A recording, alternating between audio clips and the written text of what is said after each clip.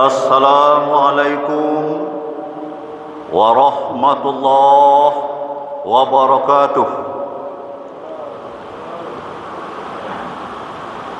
Alhamdulillah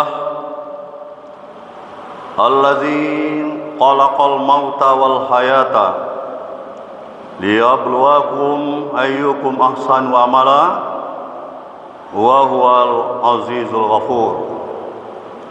Asyhadu an la ilaha illallah wahdahu la syarikalah wa asyhadu anna Muhammadan abduhu wa rasuluh sallallahu alaihi wasallam la nabiyya ba'da. Allahumma salli ala abdika wa rasulika Muhammadin wa ala alihi wa ashabihi rasulillahi ajma'in. Kaum muslimin dan kaum muslimat, sidang jamaah salat asar Masjid Taqwa Muhammadiyah Provinsi Sumatera Barat, rahimakumullah. Faqala ta'ala fil kitabil karim, a'udzu billahi minasy syaithanir rajim.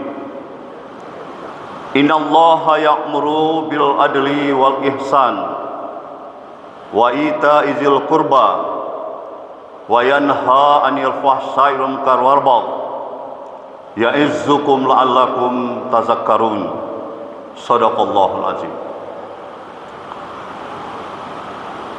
Mari kita mensyukuri segala nikmat yang telah dicurahkan Allah kepada kita. Hari ini kita selalu berkomitmen untuk meningkatkan keimanan dan ketakwaan kita kepada Allah Subhanahu wa taala.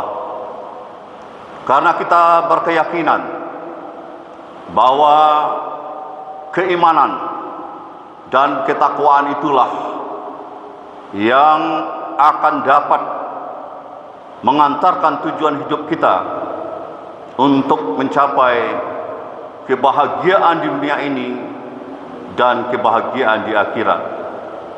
Selawat dan salam pada besar kita Muhammad sallallahu alaihi wasallam. Allahumma salli ala Muhammad wa ala ali Muhammad. Pada kesempatan ini kita membicarakan surat An-Nahl ayat 90 yang baru saja kita bacakan. Pada dasarnya di dalam surat An-Nahl ayat 90 ini Allah menyuruh kita untuk melakukan 3 hal dan juga melarang kita untuk melakukan 3 hal.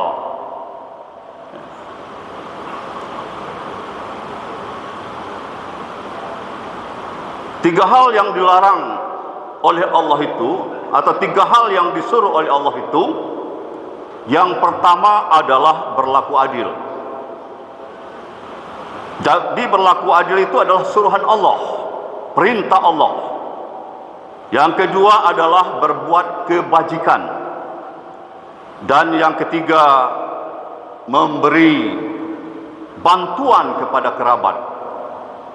Kemudian 3 larangan Allah. Yang pertama, melakukan perbuatan keji. Yang kedua, melakukan kemungkaran. Dan yang ketiga, larangan Allah ialah melakukan permusuhan. Nah, pada saat ini mungkin hanya satu yang bisa kita bahas karena waktu kita sangat terbatas, yaitu adalah suruhan Allah kepada kita untuk berlaku adil. Berlaku adil pada dasarnya meletakkan sesuatu pada tempatnya. sesuai dengan proporsinya. Apabila kita tidak melakukan sesuatu sesuai dengan proporsinya atau tidak meletakkan sesuatu pada tempatnya, itu adalah perbuatan yang tidak adil. Contoh kecil saja, misalnya memberikan uang belanja saja kepada anak kita, antara anak kita di SD, di SMP, di SMA, dan di perguruan tinggi. Kalau kita samakan, ya, belanjanya sementara kebutuhannya adalah berbeda, itu sudah tidak meletakkan sesuatu pada tempatnya. Artinya tidak sesuai dengan kebutuhannya, tidak sesuai dengan proporsinya. Nah, makanya berlaku adil itu adalah perbuatan yang sangat mudah diucapkan, tetapi adalah sulit untuk diwujudkan. Seperti penegakan hukum misalnya. Kita punya banyak pengadilan. Ada pengadilan umum, pengadilan negeri, tinggi sampai Mahkamah Agung. Ada juga pengadilan agama, tingkat pertama, banding, sampai juga Mahkamah Agung, bahkan sampai PK. Dan juga ada pengadilan tata usaha negara atau petun, juga demikian. Dan juga ada peradilan militer. Nah, semuanya itu adalah tujuannya adalah untuk menegakkan keadilan. Supaya di pengadilan itu ada keadilan, supaya di situ ada perbuatan adil. Tetapi apakah keadilan itu bisa dapat begitu saja di pengadilan saat ini? Bahkan kita bisa melihat di pengadilan itu banyak dirasakan oleh orang mencari keadilan, itu tidak mendapatkan keadilan. Seolah-olah pengadilan itu hanya sekedar untuk menyelesaikan sengketa, hanya untuk menyelesaikan perkara, tetapi putusannya kadang belum memiliki rasa keadilan. Nah, inilah makanya Allah menyuruh kita di dalam surat An-Nahl ini, surat lebah ini, menyuruh kita untuk berbuat adil. Karena memang keadilan itu akan membawa keharmonisan, ketertiban, kedamaian di dalam kehidupan bermasyarakat, berbangsa dan bernegara.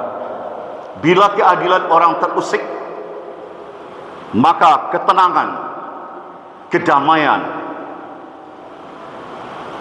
dan kebahagiaannya itu akan terganggu. Untuk itulah tugas kita sesama umat Islam, bahwa Allah menyuruh kita untuk berlaku adil adalah sesuatu hal yang harus kita lakukan secara bersama-sama. Memperjuangkan keadilan bukanlah pekerjaan yang mudah. Membutuhkan waktu, membutuhkan tenaga, membutuhkan pikiran, bahkan membutuhkan pembiayaan.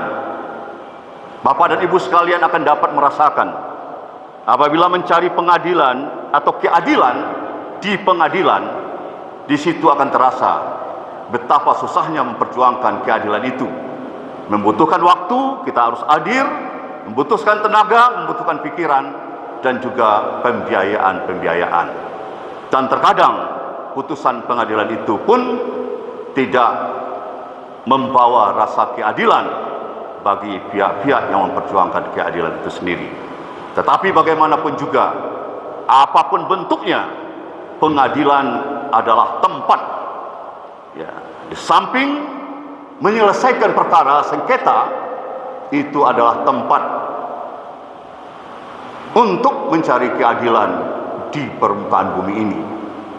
Sebelum nanti datang keadilan yang hakiki, yaitu adalah keadilan di akhirat nanti, yaitu keadilan dari Allah Subhanahu wa taala. Inilah yang pertama, seruan Allah, perintah Allah kepada kita di dalam surat An-Nahl ayat 90 ini. Pada kesempatan lain akan kita lanjutkan 3 suruhan Allah dan 3 larangan Allah itu. Mudah-mudahan kita selalu berkomitmen untuk menegakkan hukum, karena hukum itu memiliki nilai-nilai keadilan. Kalau hukum tidak memiliki nilai-nilai keadilan, itu bukan hukum namanya. Maka norma hukum itu harus memiliki nilai-nilai keadilan bagi umat manusia dan juga bagi makhluk-makhluk yang lainnya. Keadilan itu tidak bisa dilepaskan antara hubungan Allah dengan makhluknya, karena Allah marah apabila manusia tidak adil kepada dirinya sendiri, tidak adil kepada manusia yang lain, tidak adil kepada makhluk yang lain, apakah itu tumbuh-tumbuhan, binatang, dan lain sebagainya. Fa'tabiru ya ulil absar la'allakum tuflihun. Assalamualaikum warahmatullahi wabarakatuh.